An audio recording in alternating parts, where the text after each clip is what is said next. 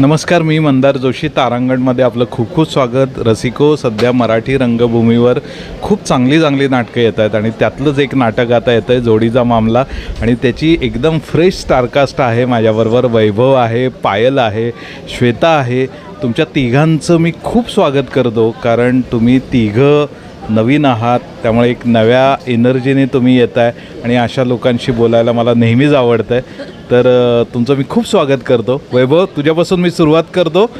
Ladies first असलं तरी तू centre of attraction आहेस, म्हणून मी तुला विचारतो, काय नाटक आहे, कसा अनुभव होता तुझा? सर, नाटकाविषयी सांगायचं झालं तर जसं आपली टॅगलाईन आहे की ब्लॅक अँड व्हाईट कुटुंबाची सप्तरंगी गोष्ट, सो त्याच पद्धतीचं नाटक आहे.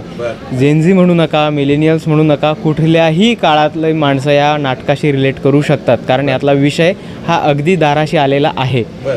सो भन्नाट कॉमेडी आहे, विचार करायला भाग पाडणारं नाटक आहे. आणि विचार करायला भाग पाडणारं म्हणजे अगदीच काही डोक्याला शॉट लावणार नाही, तर तुमचा मेंदू फ्रेश होईल असा विचारपूर्वक तुम्ही नाटक बघू शकता. अशा आनंदाने तुम्ही नाटक एन्जॉय करू शकता.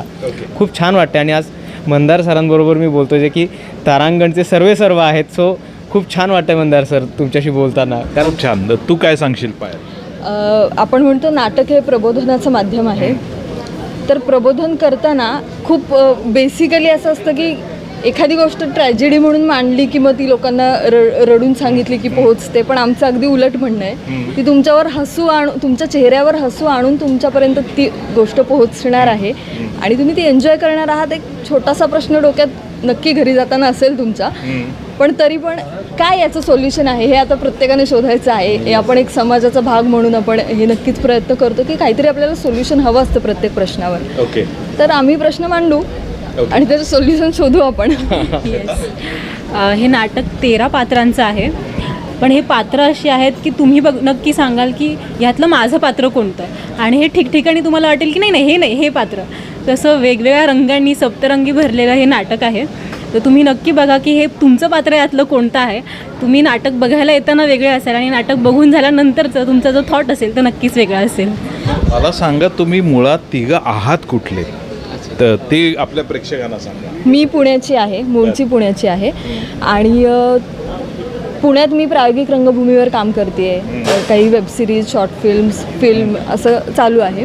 पण आता मुंबईत येऊन व्यावसायिक रंगभूमीवर काम करणे ही खूप मोठी गोष्ट आहे आणि ती आत्ता अचीव झाल्यासारखं वाटते काहीतरी. सो छान वाटतं. मी तसा मूळचा विदर्भातील आहे.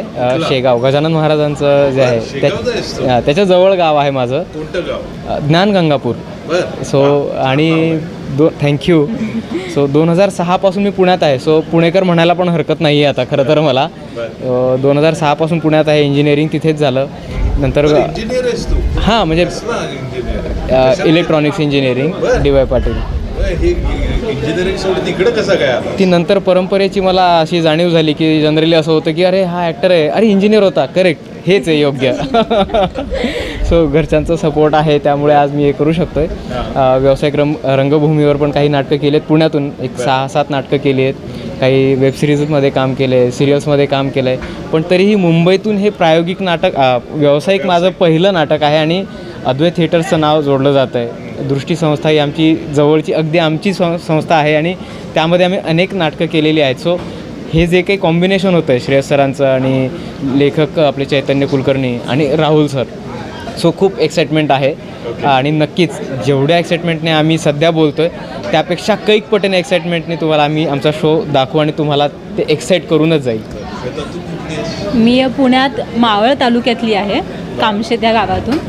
सो तिथून मी आता पुण्यामध्ये थिएटर्समध्ये कामं चालू असतात आणि आता इथे आहे मुंबईमध्ये. येस, आता बघूयात आता हे मुंबईमधून पुढचा प्रवास कुठे घेऊन जातो आहे ते. आता मुंबईत आहोत आणि मुंबईतून पुढचा प्रवास अजून पुढे नक्कीच जाणार आहे. आज किती आनंदाची आणि अभिमानाची गोष्ट होती की सचिन पिळगावकर तुम्हाला शुभेच्छा द्यायला आले होते आणि त्यांनी तुमच्या सगळ्यांचं खूप कौतुक केलं. गेली 60 वर्ष ते काम करत आहेत. किती भारी मोमेंट आहे ही.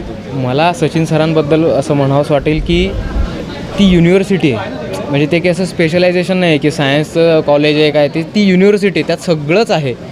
आणि त्या माणसांनी आज माझं नाव घेऊन मला विचारावं की तुला बघितल्यासारखं वाटतं वैभव कुठे. सो ही खूप प्राऊड मोमेंट आहे माझ्यासाठी. म्हणजे माझ्याकडे शब्दच नाही आहेत खरं तर. तू रजिस्टर झालायस त्यांना. हो, म्हणजे त्यांचीच भूमिका करण्याचं भाग्य मला मिळालं होतं जेव्हा आम्ही केलं, जे पायलनीच त्याचं लिखाण केलं होतं. तेव्हा सुद्धा तो सेंटर ऑफ अट्रॅक्शन होता, कारण सलाम सचिनजी याच्यामध्ये सचिनजी स्वतः तो साकारत होता आणि सचिनजींनी समोर बसून ते बघितलं होतं. त्यातले काही जे सीन्स होते ते मी लेखिका पण आहे, सो मी ते लिहिले सुद्धा होते आणि हिने सुद्धा. सो आमचं ट्रायो सतत कुठे ना कुठे काम करत आणि राहतोय. दिग्दर्शक पण हेच होते, श्रेयस इंदापूरकर, त्या इव्हेंटचे सुद्धा, त्या नाटकाचे सुद्धा.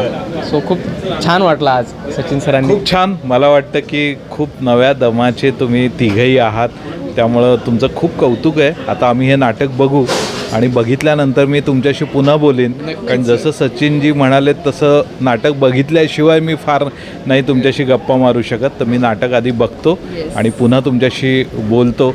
पण तोपर्यंत तुम्हाला तारांगणतर्फे आणि वैयक्तिक माझ्यातर्फे खूप खूप शुभेच्छा देतो. असंच चांगलं काम करत राहा. पुन्हा भेटू, पुन्हा बोलू. धन्यवाद. नक्कीच सर, थँक्यू मंदार सर.